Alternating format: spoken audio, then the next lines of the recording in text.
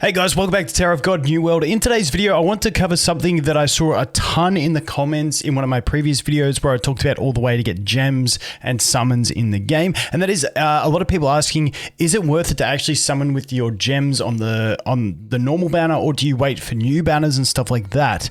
Now, the problem with answering this question is that we just don't know how the game is going to operate with new characters.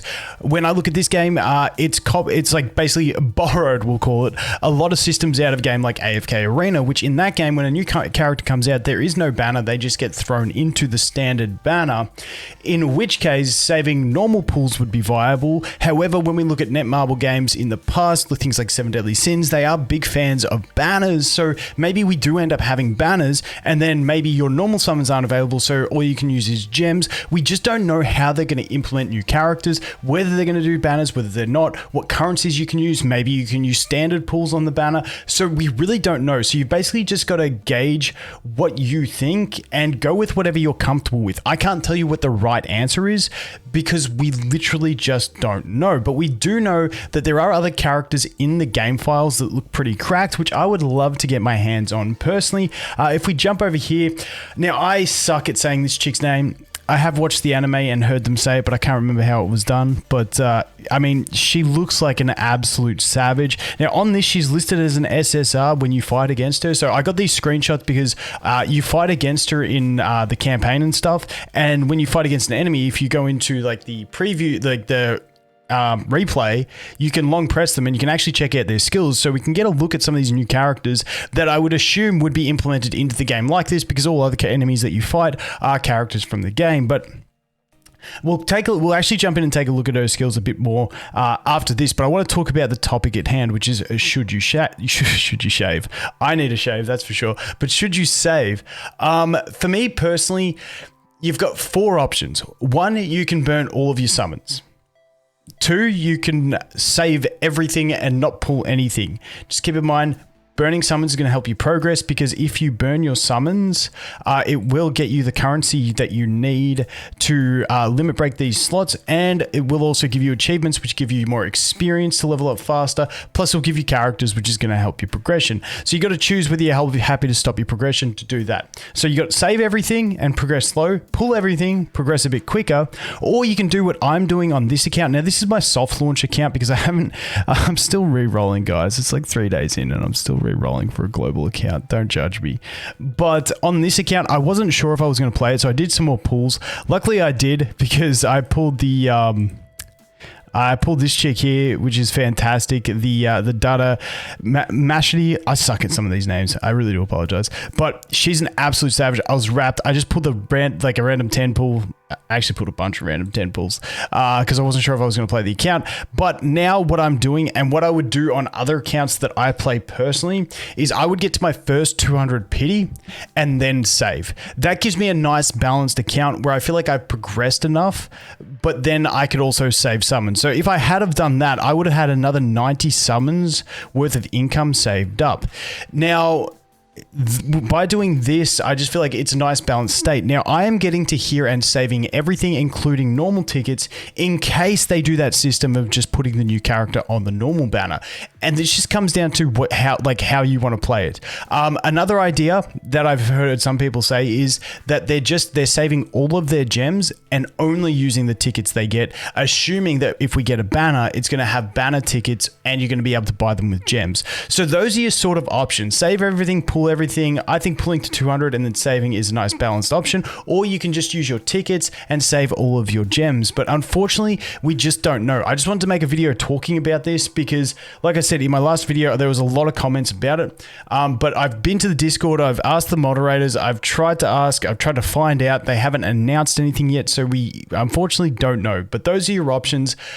I don't know what the right option is because I don't know how the system works, but you guys take your pick and do what you're going to do. I am stopping summoning. I am just saving absolutely everything from here on in, and we'll see how we go once we do get a new character in the game. But that pretty much covers the topic. Hopefully you can make your own decision from there. Like I said, I can't give you the correct answer, but I did want to jump over here and take a look at like what we could be getting, because we don't know exactly what characters we're getting. I just know that this character is in the game and she looks absolutely cracked. So I just wanted to take a quick look. She jumps towards the, and this is the ultimate skill, I believe. Yes. She jumps towards the weak point enemy, and we'll look at weak point in a sec, and deal 500% of her attack as damage. She swings the staff to deal 250% of her attack as damage to other enemies and knocks them back. She then increases the nearby allies' swiftness by 25 and their attack by 25% for 12 seconds, and creates a barrier equal to 500% of attack that lasts for 8 seconds. Dude, that is such a stacked skill. And if you have fought against her in campaign or in the tower, you know how annoying she is, because she slaps. She absolutely slaps. And it's just frustrating. So let's go to the next image that I have here. So this is her active ability. Throws her staff, dealing 500% of her attack as damage. Now, this is at level 2. So this is level 2 skills. And decreasing the swiftness of enemies in its path by 25 for 10 seconds. If the target is a weak point enemy, they are stunned for 2 seconds. We'll get into the weak point. I keep trying to click it, like by clicking it'll go, but I've got to go to the next image. Carves a path towards the weak point enemy. She then orders all teammates to quickly move to the weak point enemy and attack them. While the path is active, the path lasts for 10 seconds and increases the swiftness of all allies by 50. This is like, that is such a powerful ability, but it's not like she's just telling them to attack. She's also forging a path that increases their, oh dude. Like, because honestly, haste is always good. It's just a good stat in every game that you play. It's sick. Let's jump into the final one. Reveal weak point. Now, everything that we talked about previously talks about weak point, and she's a support. Listen, she's DPS. I don't care what you say. I've fought against her. She's a DPS. She finds the enemy with the highest attack at the start of battle. So this is always a great effect, finding the enemy with the highest attack, and marks them with a weak point. She increases her allies' attack by 25% and critical rate by 25% when attacking the weak point enemy. When the weak point enemy is defeated, all teammates' energy is increased by 250 points, and she finds a new weak point enemy. So, like, honestly, it's just cracked because she does that all without using her ultimate, and then her ultimate is just like absolutely extra cracked. But like, she's going to run into battle, find a weak point enemy, throw a staff at them to stun them and deal damage to everyone else, and sort of reduce the damage they deal by reducing their haste, essentially, or whatever they call it in this game. And then she's going to forge the path and go, hey, whoa, boys, let's nuke this thing. I mean, dude, I hope she's in the next banner as an SSR, not an SSR plus. If she stays an SSR, that would be mega hype stations for me. I'd be pretty set with my fire team, with Kel as well, the SSR plus fire unit, because she's an absolute monster damage dealer with this kind of support and bonus damage.